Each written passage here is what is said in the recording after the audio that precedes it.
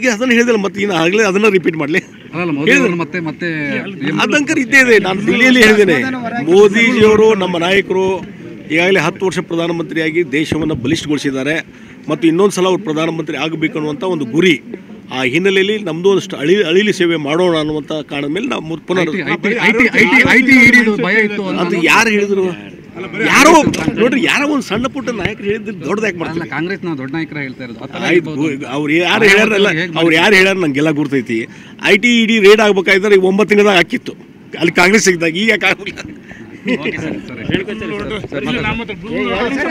ಅದನ್ನ ಹೇಳಿದಲ್ಲ ಮತ್ತೆ ಇನ್ನು ಆಗಲೇ ಅದನ್ನ ರಿಪೀಟ್ ಮಾಡಲಿ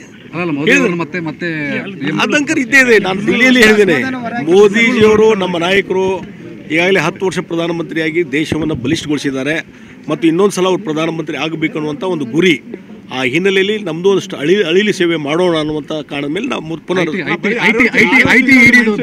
ಅದು ಯಾರು ಹೇಳಿದ್ರು, ಯಾರೋ ನೋಡ್ರಿ, ಯಾರೋ ಒಂದು ಸಣ್ಣ ಪುಟ್ಟ ನಾಯಕರು ಹೇಳಿದ್ರೆ ದೊಡ್ಡದಾಗಿ ಮಾಡ್ತಾರೆ. ಕಾಂಗ್ರೆಸ್ನ ದೊಡ್ಡ ನಾಯಕರ ಹೇಳ್ತಾ ಇರೋದು ಆಯ್ತು, ಅವ್ರು ಯಾರು ಹೇಳ್ಯಾರಲ್ಲ, ಅವ್ರು ಯಾರು ಹೇಳ್ಯಾರ ನಂಗೆಲ್ಲ ಗುರ್ತೈತಿ.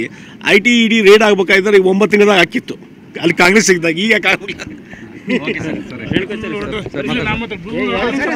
ಅದನ್ನ ಹೇಳಿದಲ್ಲ ಮತ್ತೆ ಇನ್ನು ಆಗಲೇ ಅದನ್ನ ರಿಪೀಟ್ ಮಾಡಲಿ ಅದಂಕರ್ ಇದ್ದೇ ಇದೆ. ನಾನು ದಿಲ್ಲಿಯಲ್ಲಿ ಹೇಳಿದ್ದೇನೆ, ಮೋದಿಜಿಯವರು ನಮ್ಮ ನಾಯಕರು ಈಗಾಗಲೇ 10 ವರ್ಷ ಪ್ರಧಾನಮಂತ್ರಿಯಾಗಿ ದೇಶವನ್ನು ಬಲಿಷ್ಠಗೊಳಿಸಿದ್ದಾರೆ ಮತ್ತು ಇನ್ನೊಂದು ಸಲ ಅವರು ಪ್ರಧಾನಮಂತ್ರಿ ಆಗಬೇಕು ಅನ್ನುವಂಥ ಒಂದು ಗುರಿ.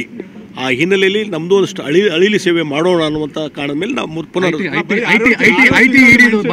ಅದು ಯಾರು ಹೇಳಿದ್ರು, ಯಾರೋ ನೋಡ್ರಿ, ಯಾರೋ ಒಂದು ಸಣ್ಣ ಪುಟ್ಟ ನಾಯಕರು ಹೇಳಿದ್ರೆ ದೊಡ್ಡದಾಗಿ ಮಾಡ್ತಾರೆ. ಕಾಂಗ್ರೆಸ್ನ ದೊಡ್ಡ ನಾಯಕರ ಹೇಳ್ತಾ ಇರೋದು ಆಯ್ತು, ಅವ್ರು ಯಾರು ಹೇಳ್ಯಾರಲ್ಲ, ಅವ್ರು ಯಾರು ಹೇಳ್ಯಾರ ನಂಗೆಲ್ಲ ಗುರ್ತೈತಿ.